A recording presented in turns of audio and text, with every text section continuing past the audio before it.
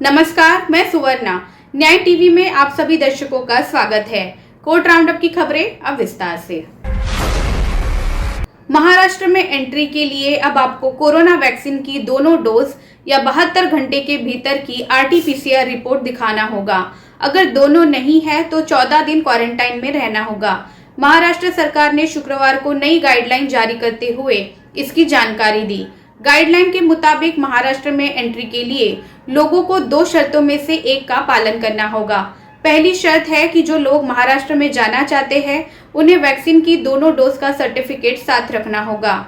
इसमें वैक्सीनेशन की डोज लगे भी 14 दिन होना जरूरी है, यानी आज या कल आपने वैक्सीन की दोनों डोज पूरी की है तो एंट्री नहीं मिलेगी। दूसरी शर्त के मुताबिक 72 घंटे के भीतर की कोरोना निगेटिव RT-PCR रिपोर्ट रखना होगा। इसके अलावा दोनों में से किसी एक भी शर्त को पूरा नहीं करने पर 14 दिन क्वारंटाइन में रहना होगा।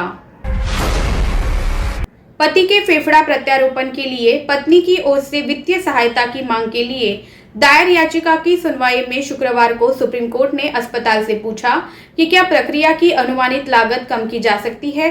जस्टिस नागेश्वर राव और जस्टिस अनिरुद्ध बोस की खंडपीठ ने हालांकि स्पष्ट किया कि वे अस्पताल को कोई निर्देश नहीं दे रहे हैं, लेकिन केवल उनसे विचार करने के लिए कह रहे हैं कि क्या कुछ किया जा सकता है।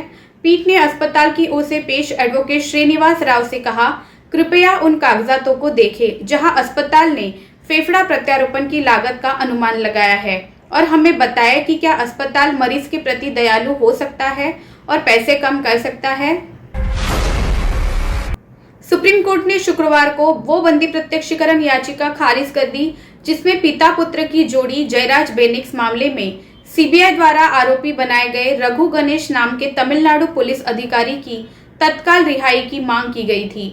दोनों की पिछले साल पुलिस हिरासत में बेरहमी से हत्या कर दी गई थी। बेंच ने कहा, हम इस रिट याचिका को खारिज करते हैं।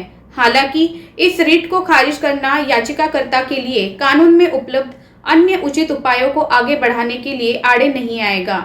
ये याचिका सत्र न्यायालय द्वारा पारित बाद के आदेश को मद्देनजर दायर की गई है, जो रिट क्षेत्राधिकार का विषय नहीं हो सकती है। दिल्ली के एक 12वीं कक्षा के छात्र ने केंद्र और राज्यों को निर्देश देने की मांग करते हुए सुप्रीम कोर्ट का रुख किया है। अपनी याचिका में छात्र ने स्कूलों को फिर से खोलने और ऑफलाइन शिक्षण के संचालन के संबंध में समयबद्ध निर्णय लिया जाए। याचिकाकर्ता अमर प्रेम प्रकाश स्कूलों को फिर से खोलने और फिजिकल क्लासेस को फिर शुरू करने के मामले में केंद्र सरकार और दिल्ली एनसीटी सहित देश में कई राज्य सरकारों और केंद्र शासित प्रदेशों की ओर से पर्याप्त सुरक्षा उपायों के साथ अनिर्णय के चलते परेशानी की हालत में है। अधिवक्ता प्रेम प्रकाश मेहरोत्रा के माध्यम से दायर की गई याचिका में स्कूली बच्चों को फिजिकल रूप से अपनी स्कूलों से दूर रखने और उनकी कक्षाओं में वर्चुअल रूप से शामिल होने से वंचित होने और मनोवैज्ञानिक और वास्तविक दोनों तरह के प्रभाव के मुद्दों को उठाने की मांग की गई है। 2 लॉ स्टूडेंट्स ने महिलाओं के खिलाफ यौन अपराधों से संबंधित भारतीय दंड संहिता के प्रावधानों पर पुनर्विचार और संशोधन के निर्देश की मांग करते हुए सुप्रीम कोर्ट का रुख किया है, ताकि उन्हें जेंडर न्यूट्रल बनाया जा सके। याचिकाकर्ताओं ने आईपीसी के तहत महिलाओं के खिलाफ अपराधों के लिए कानूनों पर पुनर्विचार करने के लिए निर्देश देने की मांग की है, जिसमें यौन उत्पीड़न 354A, 354D, बलात्कार धारा 376, आपराधिक धमकी धारा 506, महिलाओं की मर्यादा का अपमान धारा 509 और महिलाओं के प्रति क्रूरता 498A शामिल है। याचिकाकर्ता ने साथ ही कहा कि पुरुषों के जीवन का मामला मेंस लाइव्स मैटर है। याचिका में कहा गया है, बच्चों द्वारा भीख मांगने के इस खतरे के पीछे भीख माफिया सक्रिय है और वे वास्तव में भीख मांगने के लिए निर्दोष बच्चों का अपहरण, प्रशिक्षण, बल प्रयोग और उन पर अत्याचार करते हैं। हालांकि इस खतरे को रोकने के लिए जिम्मेदार विभाग कोई भी प्रभावात्मक कदम उठाने में विफल रहा है। तदनुसार दिल्ली बाल अधिकार संरक्षण आयोग, भारत संघ, दिल्ली पुलिस, समाज कल्याण विभाग एनसीटी दिल्ली और शिक्षा विभाग एनसीटी दिल्ली को नोटिस जारी किए गए। एक महिला जिसने 2018 में इस्लाम धर्म अपना लिया था और हाल ही में उत्तर प्रदेश के आतंकवाद विरोधी दस्ते ने कथित धर्मांतरण रैकेट मामले के संबंध में उससे फोन पर पूछताछ की थी। उसने दिल्ली हाईकोर्ट में अपील दायर कर आरोप लगाया है कि स्वयंभू निगरानी समूह उस पर धर्म परिवर्तन के लिए दबाव डाल रहे हैं और उसे हिंदुत्व की ओर लौटने के लिए कह रहे हैं। मामले की सुनवाई करते हुए जस्टिस मुक्ता गुप्ता की खंडपीठ ने 6 अगस्त को दिल्ली पुलिस को निर्देश दिया कि वो महिला को जामिया नगर और शाहीन बाग पुलिस स्टेशनों के बीच स्टाफ और एसएचओ के फोन नंबर उपलब्ध कराए ताकि किसी भी आपात स्थिति में वो उनसे संपर्क कर सके। दिल्ली हाईकोर्ट ने राष्ट्रीय राजधानी दिल्ली और उसके आसपास के इलाकों में बाल भिक्षावृत्ति की समस्या और इससे संबंधित अन्य समस्याओं को दूर करने के लिए आवश्यक कदम उठाने की मांग करने वाली याचिका पर नोटिस जारी किया। मुख्य न्यायाधीश DN पटेल और न्यायमूर्ति अमित बंसल की खंडपीठ ने नोटिस जारी कर 27 सितंबर तक जवाब दाखिल करने को कहा। याचिका अधिवक्ता अजय गौतम ने दायर की है। याचिका में बाल अधिकार संरक्षण आयोग अधिनियम 2005 में निहित प्रावधानों को सख्ती से लागू करने की मांग की गई है। बॉम्बे हाईकोर्ट ने गुरुवार को कहा कि ये देखना उत्साहजनक है कि मुंबई नागरिक निकाय BMC द्वारा कोविड-19 के लिए घरों में रहने वाले अपाहिज या स्थिर रोगी को वैक्सीनेशन AEFI के बाद कोई प्रतिकूल प्रभाव नहीं पड़ा। मुख्य न्यायाधीश दीपांकर दत्ता और न्यायमूर्ति GS कुलकर्णी की खंडपीठ ने टिप्पणी की कि बृहन्मुंबई नगर निगम BMC अपाहिज और स्थिर रोगी के वैक्सीनेशन के संबंध में सही दिशा में आगे बढ़ रहा है। राज्य के अन्य सभी नागरिक निकायों और जिला परिषदों को इसका पालन करना चाहिए। दिल्ली हाईकोर्ट ने बलात्कार और पीछा करने के अपराधों में शामिल व्यक्ति की सजा के आदेश को बरकरार रखते हुए कहा कि पीड़िता की गवाही ने न केवल आत्मविश्वास को प्रेरित किया बल्कि विश्वसनीय, सुसंगत और स्वीकार्य है। कोर्ट ने कहा कि ट्रायल कोर्ट पीड़िता को दिल्ली पीड़ित मुआवजा योजना 2018 में संदर्भित करने के लिए अपने कर्तव्य में विफल रहा, जहां बलात्कार पीड़िता के लिए 4 लाख रुपए का न्यूनतम मुआवजा और अधिकतम मुआवजा 7 लाख रुपए निर्दिष्ट है।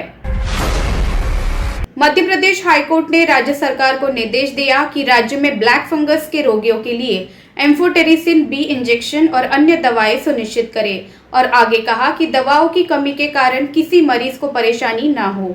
मुख्य न्यायाधीश मोहम्मद रफीक और न्यायमूर्ति विजय कुमार शुक्ला की खंडपीठ ने मध्य प्रदेश सरकार के चिकित्सा और स्वास्थ्य विभाग के अतिरिक्त मुख्य सचिव को ब्लैक और सफेद फंगस या राज्य में इसी तरह की अन्य बीमारी के रोगियों की संख्या के संबंध में सटीक स्टेटस रिपोर्ट दर्ज करने का भी निर्देश दिया। कोर्ट ने स्पष्ट किया कि इलाज कराने वाले डॉक्टरों द्वारा न केवल जबलपुर में बल्कि ग्वालियर, इंदौर, भोपाल और राज्य के अन्य शहरों सहित अन्य शहरों के अस्पतालों में भी रोगियों को दवाएं निश्चित रूप से निर्धारित की जानी चाहिए। न्यायमूर्ति द्विवेदी ने आगे कहा कि न्याय प्रदान करने या न्यायाधीश के रूप में कर्तव्य के निर्वहन और न्यायिक निर्णय लेने के रास्ते में कुछ भी नहीं आना चाहिए। झारखंड के AG ने एक महिला पुलिस अधिकारी मृतक के पिता द्वारा दायर याचिका की सुनवाई से न्यायमूर्ति द्विवेदी को अलग करने की मांग की। दरअसल महिला पुलिस को पुलिस क्वार्टर में फंदे से लटका हुआ पाया गया था।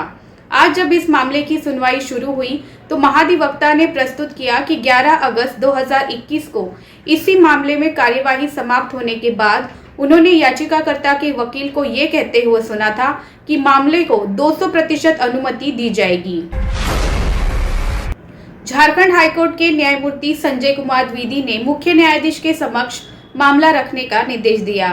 दरअसल झारखंड के एडवोकेट जनरल राजीव रंजन ने जज को मामले से अलग करने की मांग करते हुए कोर्ट को बताया कि उन्होंने याचिकाकर्ता के वकील को ये कहते हुए सुना कि इस मामले को 200% अनुमति दी जाएगी।